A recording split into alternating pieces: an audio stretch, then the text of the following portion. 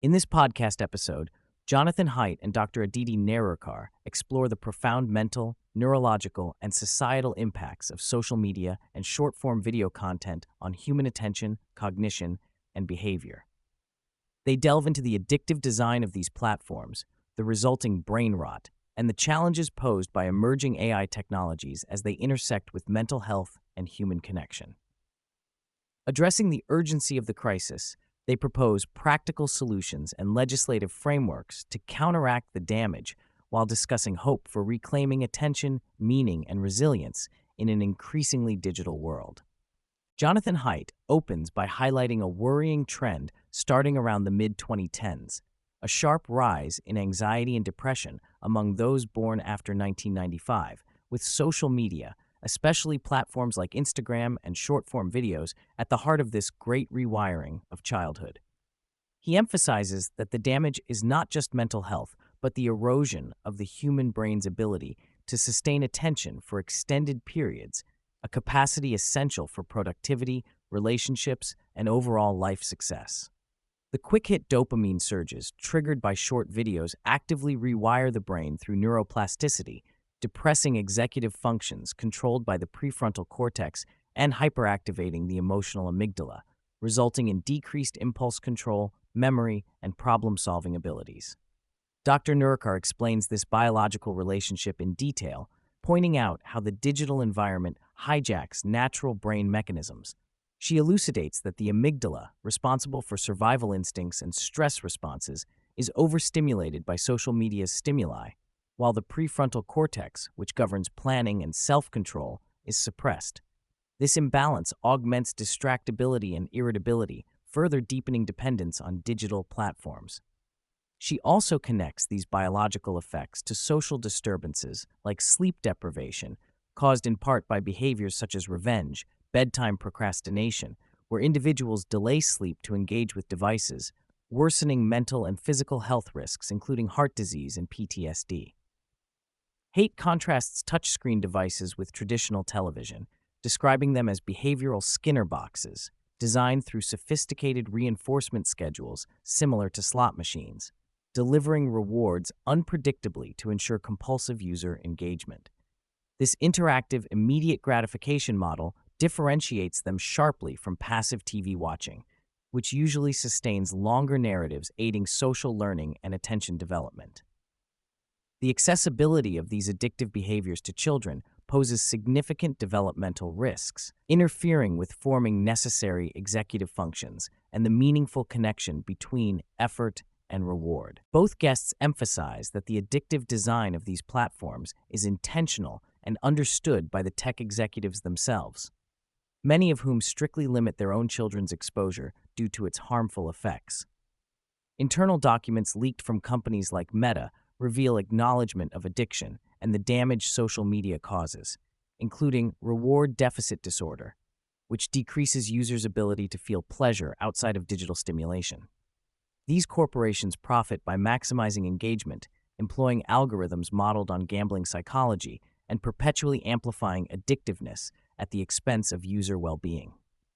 Snapchat's unique dangers are also discussed, involving pervasive sextortion and cyberbullying, with the app's disappearing message features and expansive social networks facilitating criminal exploitation, especially of minors. TikTok, owned by a Chinese company, implements stricter protections domestically but aggressively markets addictive and often unsafe content abroad. This duplicity reveals a broader dissonance between what tech companies claim and the reality of their practices. The interviewees critique the current legal landscape, especially Section 230 of the Communications Decency Act, shielding tech companies from accountability for the harm caused via algorithmic content distribution. Despite the tragic consequences, including widespread cyberbullying, suicides, and mental health crises, no tech CEO has faced justice or meaningful regulation, creating a vicious cycle that undermines societal health. Jonathan Haidt coins the term brain rot to describe the cognitive decline associated with prevalent social media usage. He presents recent empirical evidence from studies demonstrating drastic drops in memory accuracy following mere minutes of exposure to TikTok-style short videos. These findings are a stark indictment of the attention-destroying properties of infinite scroll and ultra-short content.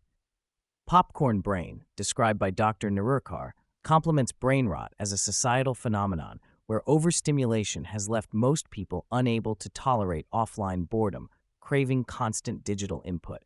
Both states reflect a dysregulated nervous system constantly pulled into hypervigilance by devices, fundamentally altering brain wave patterns and neurobiology. The consequences are profound, including reduced executive function, increased irritability, impaired complex thinking, and heightened mental health challenges such as anxiety and depression. The podcast tackles concerns about increased ADHD diagnoses, especially among adults, linking symptom exacerbation to screen overuse. While evidence to prove causation is limited, the symptoms, difficulty sustaining attention, impulsivity, mirror the neurological effects attributed to chronic social media exposure. The popcorn brain condition further entrenches this, eroding the ability to organize thoughts and resist distractions. Moving beyond social media, Dr. Nerurkar focuses on AI chatbots and their troubling impact on human attachment and mental health. These bots tap deeply into primal bonding systems, providing feelings of connection, empathy, and companionship through constant availability, qualities that can undermine real human relationships. Whereas social media hijacked attention, AI threatens to hijack attachment, forming what Dr. Nerurkar calls the echo chamber of one, and phenomena like drift, where users' beliefs may slowly shift due to conversational feedback loops with the AI. This dynamic is especially concerning given the loneliness crisis exacerbated by social isolation during the pandemic, with many turning to AI as substitute companions or unregulated therapists, often delivering potentially harmful advice.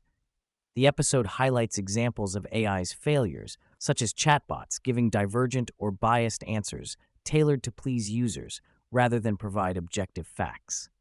Jonathan Haidt emphasizes the concept of inshatification, describing how digital platforms initially appear benign, but inevitably monetize user engagement at the cost of quality and safety, turning social media into toxic environments. AI, he warns, is likely to follow the same trajectory, but on an even larger scale, given its embedding in personal relationships and mental health support, making the consequences more intimate and far-reaching.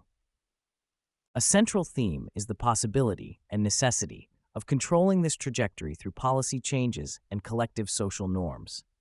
Jonathan Haidt celebrates recent progress such as Australia's pioneering age minimum laws for social media, which have inspired legislation in Europe, Asia, and beyond. These laws restrict platform access for minors and enforce data protection, demonstrating that regulation is politically feasible and effective without catastrophic fallout.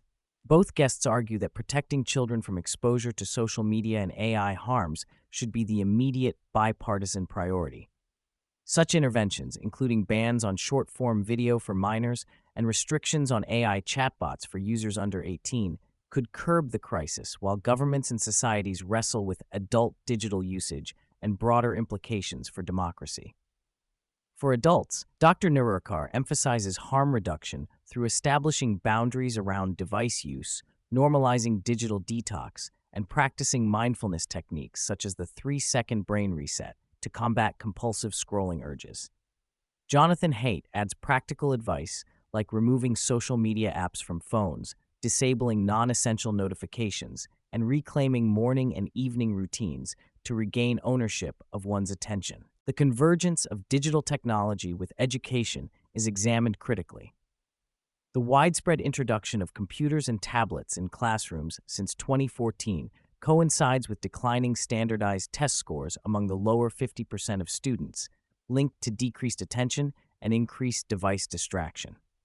Long-form and deep attention necessary for learning are compromised by the short-form content dominating children's screen time. Jonathan Haidt advocates for a return to play, independence, and offline real-world experiences essential for healthy executive function development during childhood. He notes that unchecked screen time interferes with cultural learning and the slow neural growth necessary in middle childhood, threatening future generations' ability to focus, self-regulate, and build meaningful social bonds. Jonathan Haidt addresses a parallel crisis. a surge in young people reporting that life feels meaningless. He connects this despair to societal shifts brought by technology, where real-world engagement, work, and connection have been replaced largely by content consumption without purpose. He warns of a future where AI and automation eliminate traditional vocations without providing meaningful alternatives, potentially increasing loneliness and suicide rates. He contrasts hedonic happiness, immediate pleasure derived from digital content, with eudaimonic happiness rooted in relationships, meaningful work, and connection to something larger than oneself. Technology, as currently deployed, undermines all three pillars of eudaimonia, fracturing social bonds, hollowing work, and eroding shared cultural narratives. Dr. Nerurkar's approach to cultivating meaning includes living a lifetime in a day, balancing moments of play, productive work, solitude, community engagement, and reflection daily. This prescription is designed to counteract the hedonic treadmill, reinforce resilience, and foster a life abundant with purpose amid digital challenges. Finally, both guests explore the runaway advancement of AI technologies and the existential risks they pose. They discuss collective action dilemmas in Silicon Valley, where commercial competition and geopolitical pressures drive rapid development without sufficient safety measures. This urgency to lead the AI arms race complicates regulation and heightens the stakes involved with integrating AI deeply into everyday life. While recognizing potential benefits, such as improved diagnostics and personalized education, Jonathan Haidt and Dr. Nerurkar express grave concerns about unrestricted AI proliferation, including potential manipulation, loss of privacy, and AI's impact on mental health and democratic institutions. They call for a cautious, vigilant approach, insisting that society must demand accountability from technology producers and rigorously evaluate safety before broad deployment. Toward the end of the episode, practical steps for individuals and families are reinforced. Parents are urged to enforce strict screen boundaries, such as no devices in bedrooms or at dinner, to protect children's development. Adults are challenged to reclaim their attention through deliberate habits, notification management, and digital hygiene like removing addictive apps. The guests advocate self-compassion in this demanding environment, emphasizing that recovery from brain rot and rebuilding focus is gradual, typically requiring weeks of consistent practice. They stress empowering users to make intentional choices about technology consumption rather than feeling helpless victims of addictive designs.